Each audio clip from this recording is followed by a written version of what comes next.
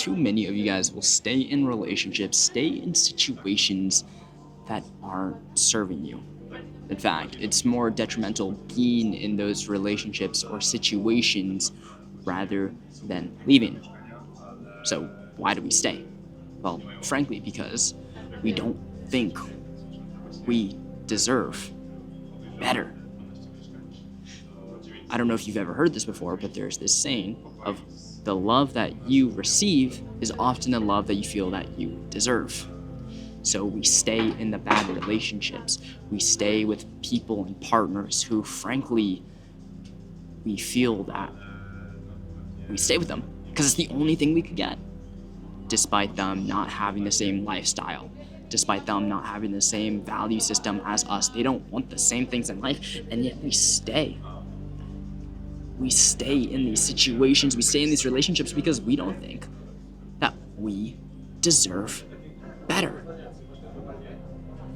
So how do you even know when to walk away from a hard situation, a hard relationship, when you can't even establish what your self-worth is? Well, in less than 10 minutes, I will tell you. I will tell you. I'm going to share a story with you about the hardest time I had to walk away. Let me say, it was not easy. It was very, very difficult. I grew up in a very metropolitan area. San Francisco, like very, very global, very city. And I grew up probably being one of the poorest kids in my elementary school, just growing up in education. And with that, despite me having friends whose families were way richer, their mental health were pretty clapped. And so when it came to mental health, yeah, a lot of my friends had really tough mental health. A lot of self-harm, self-disrespect in mind, spirit, and body. I've had my fair share of dealing with really tough mental health issues. For myself, but definitely for my friends. Seeing my friends definitely self-harm, try to unalive themselves, that was very difficult. It took me years to get out of that situation and taking myself away from this messiah complex, this complex I had where I tried to save these kids from unaliving themselves. And so when I got into the dating scene in college, there was this really smart, intelligent, clever, witty girl that I absolutely, I didn't love her, but I was so fond of her. And spending more time with her, I totally imagined myself being with her, having a life with her. But what was hard was hearing about a eating disorder she had. And that was tragic. Not even just for myself, but for her. Like, I really felt bad for her and the things that she was going through, and it's an ongoing situation she was working with. And it was hard. Arguably, you could say it was really crappy that I decided to walk away from her and that relationship. But I also understood I couldn't have loved her in the way that she needed to feel supported and loved. I didn't feel that I could do that for myself, and I don't think that's necessarily bad for me to not want to sign up for that voluntarily. What was hard about that is because I was definitely really into her. I really liked her. I really thought of a life with her. I had to walk away. But why? Whenever I share this, the big thing is why? Why did you walk away? Gracias. Gracias. how to get the food real fast. But I'm gonna finish this video. People ask me, Spencer, why did you walk away from that relationship if you thought it was really great? It's because I have some non-negotiables in my life. I have a set of norms that I don't want to go back on.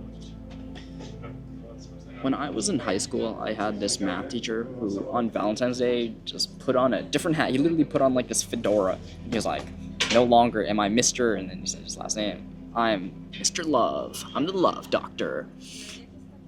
And as cringy as it was, he was giving some real advice, which is to have some non-negotiables.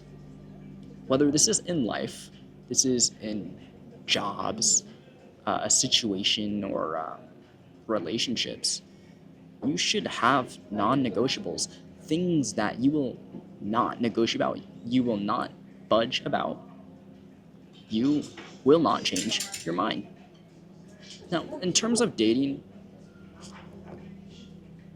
I don't necessarily, if possible, want to sign up to be with a partner who is struggling with something like that. And I think that's fair for me to have. I also don't want to have a partner who is not kind and gentle to the people around them. I don't want someone who's very selfish and inconsiderate. And so, knowing when to walk away from a situation, well, first you need to understand what your worth is. The things you are able to tolerate in your life and things that you are not able to tolerate in your life, because that goes against the norm, the set of values of yourself. And so if you want to know when's a good time to walk away, or if a relationship or a situation or a job is not serving you, it's understanding what those things you're unable to budge on are. It might be a certain way how you perceive religion, how they treat other people. It could be about how they value what in life. What do they want in life? If it's dating, do you want a partner who's educated? Do you want a partner who likes to party? I don't know. You tell me.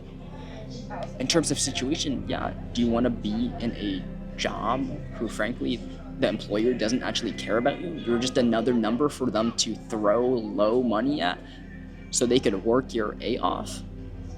You tell me. You have to set for yourself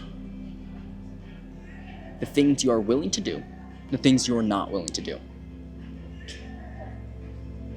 And so in terms of walking away, have a list of non-negotiables, the things you will allow in your life and the things you won't allow.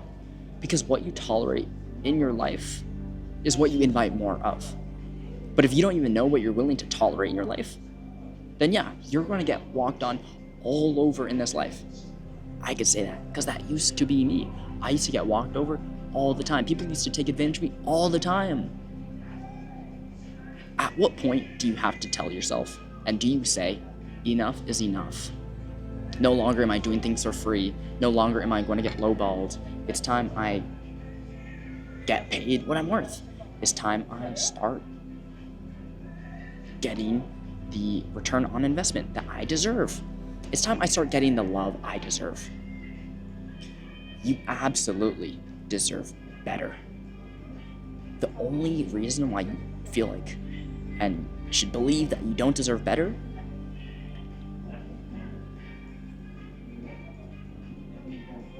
is what? You can always work to be better. You can always make a difference in your life. Who cares about what you did in the past? People will have thoughts and opinions and think whatever about who you were in the past. Starting now, starting today, not tomorrow, but today. Change. Start saying, I actively want to change this in my life. I'm actively going to start living like this. Whatever it is. If people tell you you don't deserve better, it's because they are miserable. And miserable people create company. Miserable company creates miserable people. People who are all the way in the bottom of low vibrations want to keep you having low vibrations because it makes them feel better about themselves. If they see everyone else around them is growing but they're not, that's going to make them feel really crappy. And rather than addressing that, rather than changing, rather than trying to grow themselves, they want to get other people to be miserable as well, so then they feel shitty about themselves. But they also could feel shitty with you. Someone speaking out of love. I know you, I don't know you, but someone who speaks with deep compassion, deep love, someone who likes to harvest and harness love and compassion in all of my interactions as much as possible. I would never want you to be miserable. I would never want you to stay in a really crappy situation. And it's hard.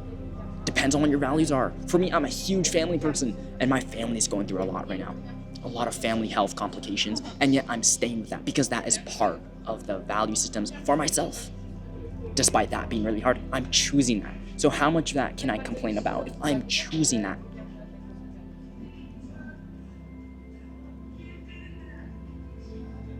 Know when to walk away by knowing what you're willing to stand up for and stand against. Create that list for your relationships, for your job, for your employer, for the pay, whatever it is. Now understand your ego. Don't let it get in the way of you having to start off at an entry-level job to get to CEO. You need to understand the foundations for growing. But in terms of the love that you should receive and you should reciprocate, and this love that you should get, put yourself high. Don't be delusional, but don't settle for less. And that's going to be a very hard lesson. It's going to be a hard experience to actually find. And part of that is knowing how to do things by yourself, being okay in your lonesomeness, being okay in sitting with that feeling of sadness, of anxiety, of nervousness, having to raw dog it all by yourself. Because at the end of the night, when you close your eyes, who are you always going to be with? When you wake up in the morning, when you go to sleep, you're always going to be with yourself. And that's who you need to be okay with first. That's who you need to have a set of standards first with. Not with other people, not with other employers, but with yourself. What are you going to do for yourself that is a non-negotiable? For me, I will never do hardcore drugs. I will never get blacked out drunk with people I don't know. I will never put myself in this type of situation because of the temptation being so high. I don't like going to the club because I know the temptation is way too high for me. But if there's a system in place, I have a partner who's right there with me, then yes, I'm willing to give it a bit of leeway, but I know for the most part, I can't go by myself. It's too much. That's what it is for me. It's something I struggle with. It's something I've been working on for a while. And so I try not to go to the club by myself or with my boys. If I am, it's with the boys I know I can trust, who will not tell me, yeah, Spencer, just make out with that chick. Bro, you're telling me that you're single. I don't want to hear from you. Who do you want to surround yourself with? What do they value? Do they value the good time? And that's okay if you want that. Or do they value being on mission and purpose and enjoying the spiritually high, but also the earthly good, and not too much of the spiritually high, not too much of the earthly good, but the middle? You tell me. I'm gonna get out of here. I'm gonna go eat my food.